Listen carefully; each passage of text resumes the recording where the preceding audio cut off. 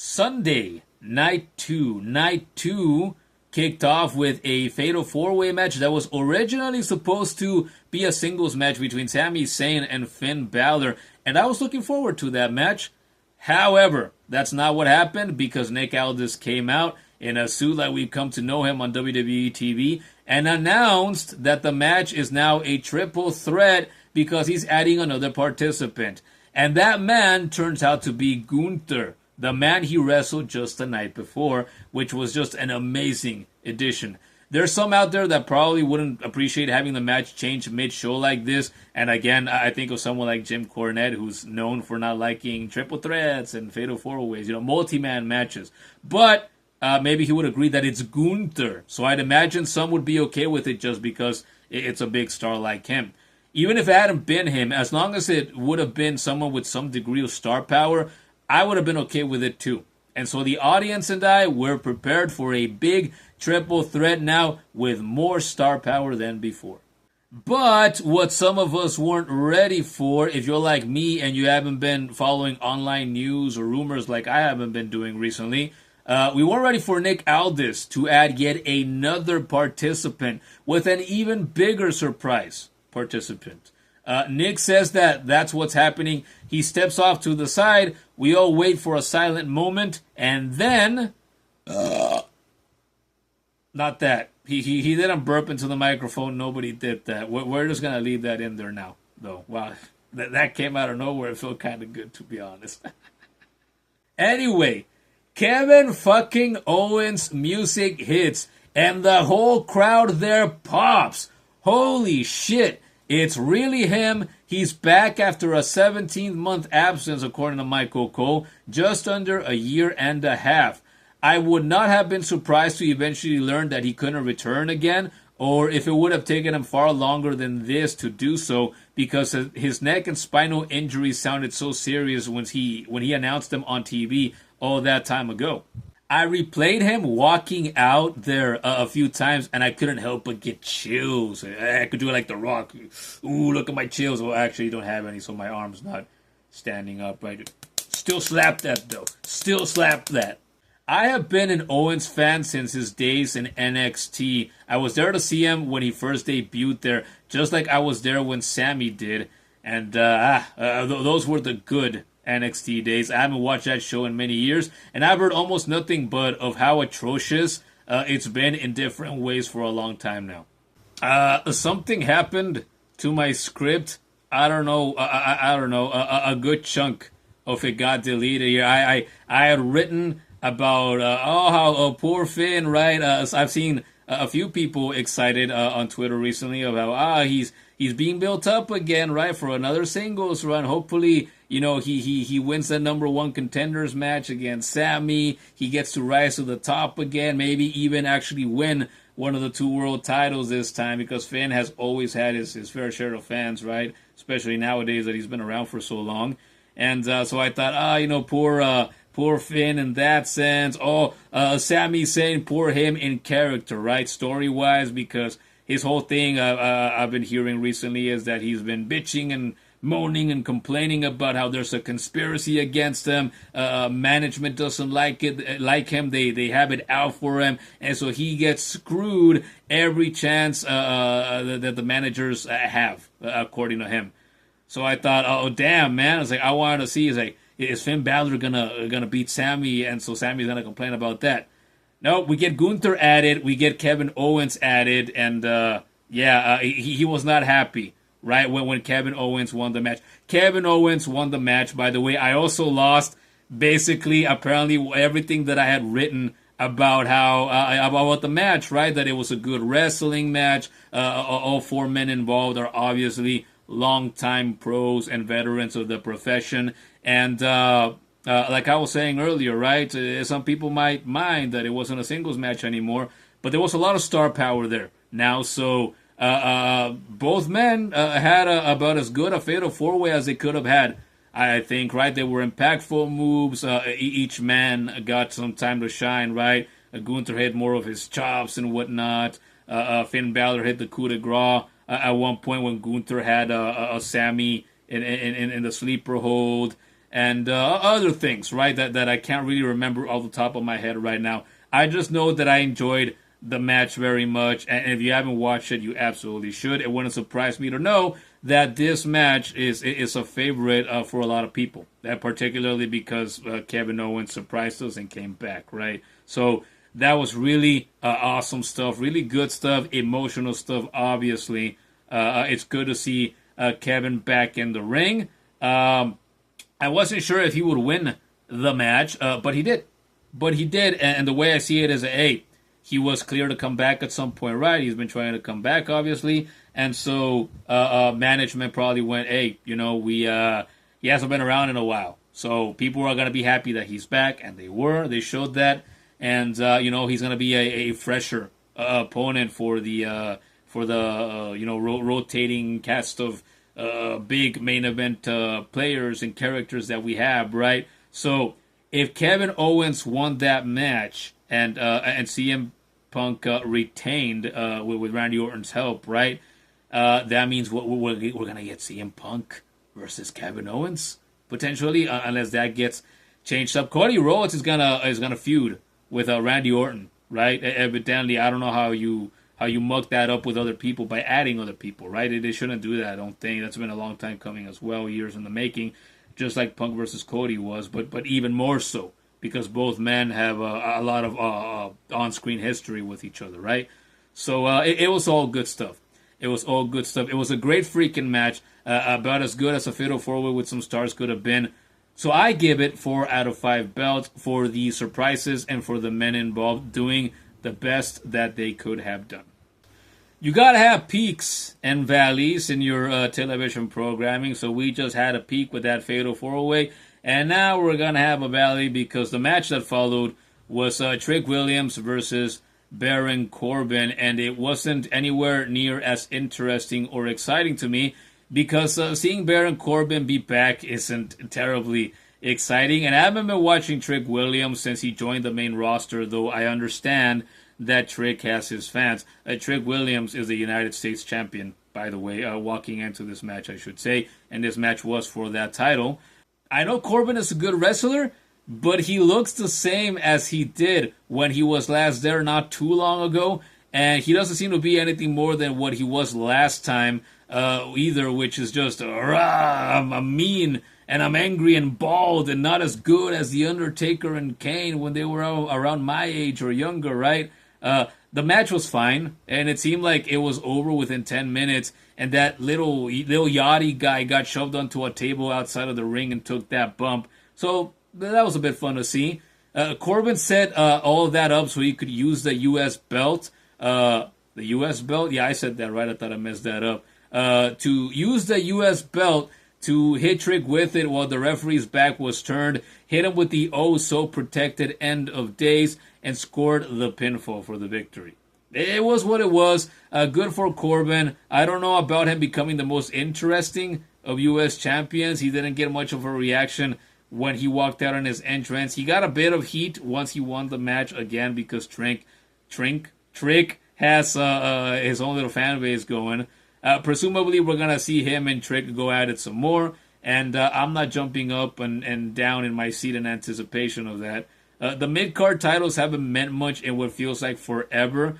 So I give this 2 out of 5 belts. I wrote stars in the script. I forgot to change that to belts. To indicate that the match wasn't anything fantastic or terribly memorable. Baron Corbin as U.S. champion. Boy, I'm sure he's a swell guy, right? I've never heard any bad things about him as a person, but, it's not like he got a really good reintroduction or anything, or like he left off on a high the last time that he was here, so it just kind of is what it is. To follow Trick versus Baron, we had Charlotte Flair versus Tiffany Stratton versus Chelsea Green versus Jade Cargill versus Lash Legend. It was a 5-women's ladder match, and I wanted to give this match a fair chance, but to be honest, I just wasn't able to. I had it on and I tried to get into it for a few minutes, but I just couldn't. I got bored, my mind started to roam while I sat down in front of it, and it was just hard to care. I'm not emotionally invested in any of the women in this match, though the one that I am a biggest fan of is easily Chelsea Green. I've known for some time now that she's pretty good overall, but just like with LA Knight, we've been waiting a while to see her get into and stay in the main event scene of the women's roster, and it just hasn't happened. Thanks, Michael Hayes. We know how you feel about her, by the way. And it's funny that I say this, because I was in the middle of writing those words as I had the match on, and right as I finished writing them, I got to the end of the match, and boom, Chelsea Green climbs that ladder, and she wins the women's title. So lo and behold, she's gotten to Tay's world title gold before LA Knight has. Bravo. I am genuinely happy and excited for her. And I think this is the most exciting and interesting thing that has happened on the women's side in a long time. Maybe since Liv Morgan made her return last year and kicked John Cena in the balls the way that she did. That was a legendary moment. So that was easily the highlight of that match, and also clearly the best outcome, because the crowd was firmly behind Chelsea, just like they've been for, the past few years now? She's been over for a while, just like LA, and just like her husband was back in the 2010s before his fire got put out with an extinguisher, and with a fire retardant blanket, and with an AI data center's worth of water cooling. Although I'd say that LA and Chelsea probably have more to offer than he does. I don't know. I haven't seen him really do anything in wrestling in many years, so maybe he was good in the Indies. I have no idea. And so now I'm interested in seeing what Chelsea is going to do as a new champion. I'm cautiously optimistic because there's no way if they're to know if they're gonna Zack Ryder her too, and if she'll have a very brief run with it and then have it taken away, which is not what we, her fans, would like. Also, I don't know how many of the other women could be on her level. So if she gets to have feuds for that title, I don't know how many would manage to pull the same amount of weight that she can. But we can try to hope for the best, right? I want to see her more, for sure, on TV. The match gets a 3 out of 5 belts from me, and only because she won. Otherwise, I think I'd give it a 2 out of 5 because I wouldn't have really cared. Congratulations, Chelsea. You definitely deserve it. Let's see more of you, please. Let's see you have a good long reign. Who else is going to be as interesting? I don't think there anybody is. Charlotte? She's been around forever. I've never been her biggest fan either. Lash Legend? You know, what can she do? She has a great look, but I mean, come on. And I don't know, is Alexa Bliss going to come back? I don't know what happened to her. What, Nia Jax? I mean, no. Chelsea Green is the cream of the crop, obviously. Please don't mess that up for us. Let us enjoy it. Dominic Mysterio versus Danhausen happened in what the heck was it called? The money on a pole match? The human monies on a pole match? I have watched next to nothing about this either because Danhausen is in it, and no, I've just again, you know, peaks and valleys. The match, the women's match with the ladders was a bit of a valley. This one is a valley that goes all the way, I don't know, down into the Earth's crust or something. I don't know, because once again, I haven't kept a close eye on the feud between the Judgment Day and Danhausen. And out of all the things that I've said that I don't currently care about, I think this is the one that I cared about the least. I haven't made an effort to pay attention to anything that Danhausen has been in since I watched whatever PLE it was that he debuted in months ago. And that was an underwhelming and disappointing surprise. I was once again writing what I'm saying as the match happened, because the Judgment Day have been doing their numbers game for so long now, and I don't care for Danhausen's brand of comedy, if you can call it that, or his three little midgets. It's good to know that El Torito is one of them, though. At least he seems to be in fine health. If he was in there doing, you know, head scissors and suicide dives and whatnot. The era that Los Matadores were in wasn't a great era either, but I do remember them, so I guess they've got that going for themselves. Joe Hendry got involved at one point and smashed the guitar over JD's back when they were on the ramp to assist Danhausen and help him get the victory. They and the midgets post with the money post match, and I don't really care to say much more about this, to be honest. I give this 1 out of 5 belts, which is the lowest score of the night. This is just, And the thing is, I consider myself a fan of Joe Hendry. But just like with a lot of people, what got me into him was his entrance music, right? I believe in Joe Hendry. But besides that, I've seen him wrestle very little. He made me pop when he came out for Mania as Randy Orton's mystery opponent. Was that earlier this year or was that last year? I think that was last year. No, hasn't it been a while? Penta, the Intercontinental Champion versus Chad Gable. This next match was a complete opposite of the Danhausen match, which is just hilarious. Huh? In a way that I could shit all over how uninteresting one match is and then be excited to talk about the one that followed right after. I guess that's modern WWE television for you. Huh? I mean, what else can you say about it? And what else can I say about this one that isn't already very obvious to the average person that watches the show? The current story of Chad Gable has been building up over the last, 3 years or so. And so tonight was the culmination of all of that storytelling, regardless of whether it was or wasn't always storytelling of higher quality. But even if it had its own downs at times, ultimately it got us, the people, behind Chad Gable. So there was more good than there was bad. They could have built up Chad like this years prior, I'm sure, instead of having wasted so much time with him like they've done with so many other people over the last 2 or 3 decades. But it's better to get some good eventually than none at all, right? The match itself was about what I expected. I didn't think it would go as long as some of the other matches, and it wasn't, which was great because it didn't overstay its welcome.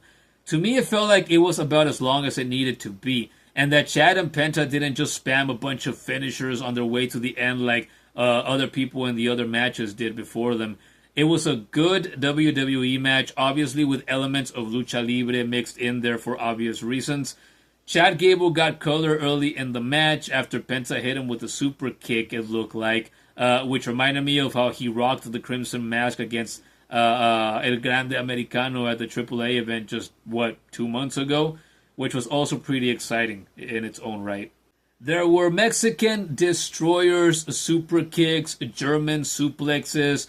Penta hit Gable with that arm breaker thing that he's been doing for years and years. I remember seeing him do that way back in Lucha Underground, which I enjoyed back then, but would also probably enjoy much less nowadays. A match like this one is way better than the majority of matches that I saw then. Gable ended up getting Penta with his ankle lock, which he dropped to the floor for, and did the body scissors on Penta's leg to keep him down there, and made him tap out for the win. Only the second submission victory of the event, which also helps it stand out, by the way. And it felt completely different than what Nick tapped out to Gunter with the night before. It had a different vibe, right? Different stories, though. A lot of emotion and build-up behind them both.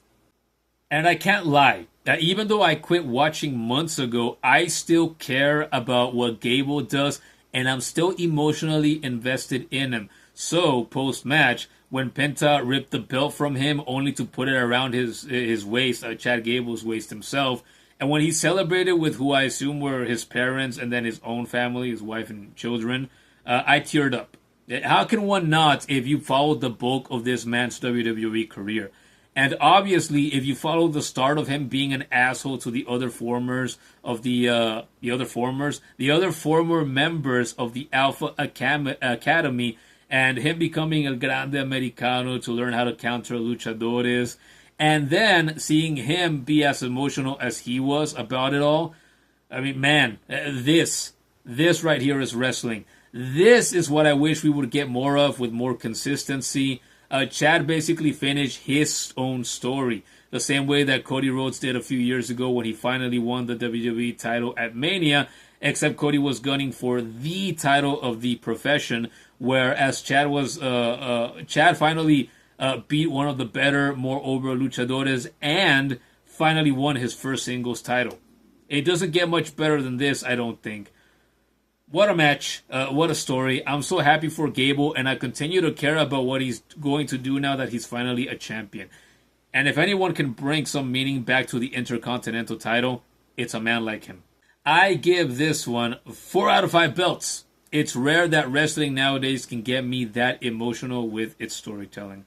As the final boss used to say back in the day, finally, we got Roman Reigns versus Seth Rollins for the World Heavyweight title. And to be honest, I have not written the script for this one yet. I watched it last night, late into the night. While I was waiting for sleep to come to me. I'm a long time insomniac, so that's nothing new for me. But anyway, I don't have the script written for this, but I thought, screw it. I'm already here. I've been here for like the past hour doing this, at least sitting down here just in front of this camera, just doing this.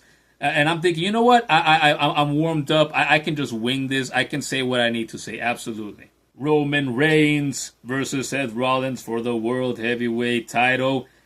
This is another match that I thought, you know what? Yeah, they're big stars. It's Seth Rollins. It's Roman Reigns. Obviously, they've been around for a very long time now. They have so much history between the two of them. And they each have a lot of fans, right? People know who they are. They have all that star power. I don't think anybody doubted that this was probably going to be a very good match. And it was. It was overall. Going into it, was not very excited for it. But I thought, well, it's two of the biggest stars that have been around for as long as they have. We have to give it a chance. I can't skip this one. I mean, I didn't skip any of the previous ones, right? I didn't skip Danhausen. I wanted to. I didn't skip the women's ladder match.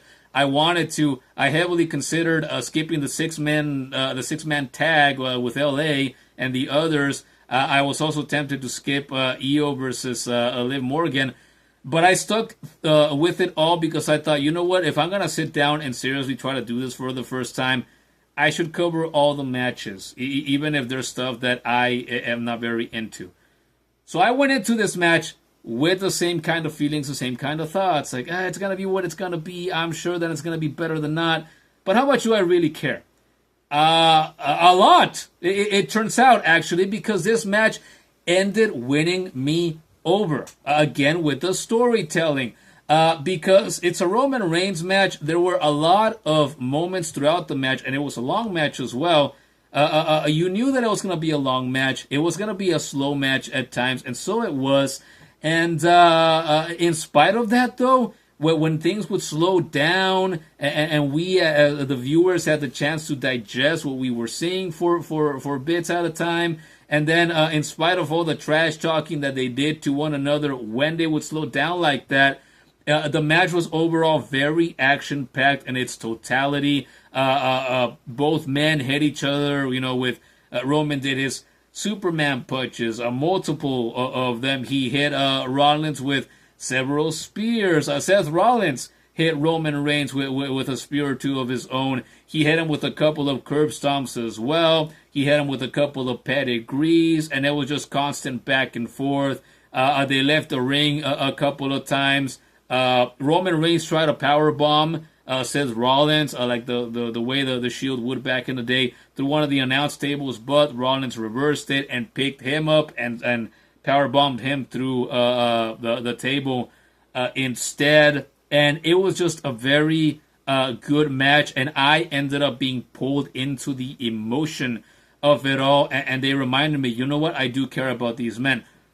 Just like I was there to see Kevin Owens and Sami Zayn at the beginning of their WWE careers, I was there to see the Shield, Seth Rollins, Roman, and Dean Ambrose there at the beginning of their careers as well, when they hit WWE TV as the Shield.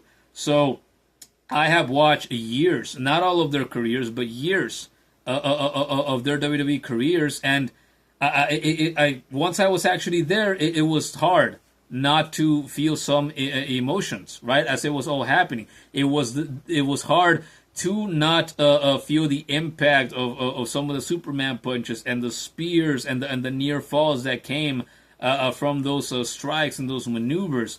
So I was very happy to know that, you know what? All right, I have my doubts, but they pulled me in, because ultimately when they're in the ring, they know how to tell stories. They know how to have good wrestling matches more often than not.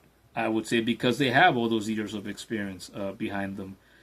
And yeah, it was a match worthy of ending the night two and the entire show, the SummerSlam. So bravo to both men.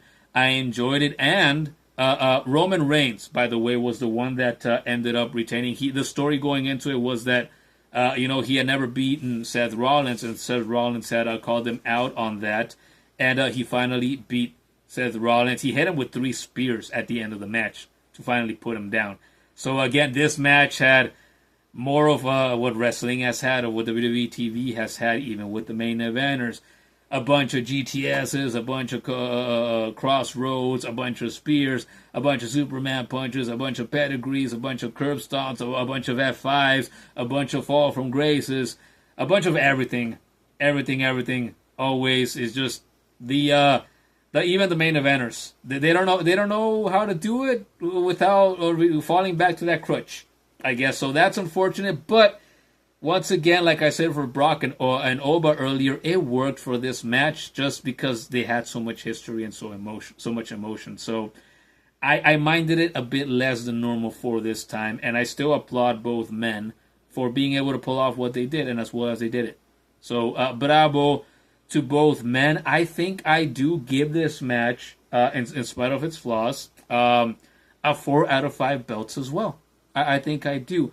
It was actually good. It was actually a bit satisfying for me personally to see that Roman Reigns did finally beat Seth Rollins, that it was a one-on-one match, there was no bloodline interference or anything like that, and it was also cool. It was also a moment to have Roman stand up and acknowledge Seth Rollins, reach out to Seth Rollins by putting the fist out, right? For like the salute, the stable taunt pose that the Shield is known for, right? And Seth did get up, and he did it with him. So that just signifies, right? That's the period at the end of the final chapter of all the feuding that they have done for the past 12 years. So it was a perfect way to end it, and now it seems like, both men don't hate each other anymore. They let it all out. They left it all in the ring, and finally, they're not gonna do it anymore. They're not gonna do it anymore. It's also the end of that story, just like it was the end of Chad Gable's story trying to get his first singles title, just like it was for Cody a few years ago. Once again, so it was all good stuff, and man, they couldn't have done it better. Well, what more can I say without repeating myself at this point? Seth Rollins, I'll say one last thing. He really had to come out, like a fucking peacock. I know he's been doing that for years, right? His gimmick has been to be wacky, colorful, bright, get up Seth Rollins. But for a match with these stakes, with all the history behind it, he still had to come out like he had, like sticky notes plastered all over, his entrance gear or whatnot. Come on. Once he took it all off and it was just the tights with some of the colors that the rest of his getup had, it was fine, right? But he really should have never started doing that all the years ago since he's been doing it. But I get it. You got to try to change things up when you've been doing it for as long as you have. But it's not like it was really a character change. It's just a visual change. Being wacky for a match like this, whatever. I guess I digress. And with that, I should sit up a little bit more again. I didn't notice I started slouching, sinking into my chair like this. But with that, that's SummerSlam for you. I actually managed to do it. I didn't write an outro for this either. I was going to do that. And again, I just said, screw it, we'll just wing it. That was SummerSlam, both night 1 and night 2. I hope you enjoyed my review of this game. Hey, if you have thoughts, and wrestling fans usually do, right, about the way that this SummerSlam event went this year, then obviously share them down in the comment section below. Let me know what you think of this review. Obviously, would you like to see me review more of the PLEs? Because I'm gonna tell you what, I don't have plans to do this for the Raws and the SmackDowns and the NXTs. Not gonna do that. It's too much. It's too frequent. And if I wanted to do that, I would have to just keep to the more interesting stuff and not watch all the bad stuff. Because, boy, Do I need to tell people that those shows drag on? They just do. There's so much filler to them. Overall, they don't tend to be very good. They have moments, but you have to dig through all the crap again to find a gem here and there amidst all the crap. And who wants to do that consistently, right? I don't. But that's it for the review. If you enjoyed this, please give it a like. Please consider subscribing if you are also a wrestling and WWE fan. Turn on notifications if you like to. I tend to do gaming streams around here with some regularity. I actually have not been streaming this week at all, pretty much, because I was slowly working my way through the show and writing the script, which took a long time to do. So if you support the channel by liking this and subscribing, tell other wrestling fans about it. Leave your comments down below. YouTube likes it when you do these things. I like it, obviously, because you're supporting the channel. It's free to you. It doesn't hurt you if you do it, right? So please do it. I'm also going to have links down below. I have a Patreon where you can support the channel and the content that I bring to you for free. If you want to do that, you can support it for as little as $3 a month. I have a TikTok, I have a Twitter, I have a Discord server as well. Once again, links down below. If you want to find me elsewhere outside of the YouTube channel, those are the places where you can do it. But that's it. Boy, my mouth is a bit dry. My throat is a bit dry. Now I can talk. Boy, maybe I could have been a pro wrestler. You think I could have been? I don't know about that. I don't have the physique. I have no experience. I don't know that I could have ever been any good at it. But I am good at talking like this, so how about that? All right. But that's it for both nights of SummerSlam this year.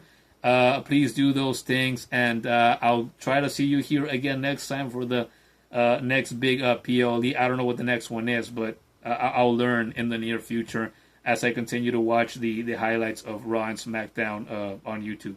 Because I'm not going to watch the full shows. I'm not that invested. But we'll see if that changes with time. All right? We'll see. All right, now we're done. For now, see, this is where you got to write shit down, or at least practice it before you go live. We're done now. I'll catch you here in the next one. Take care and peace out, everybody.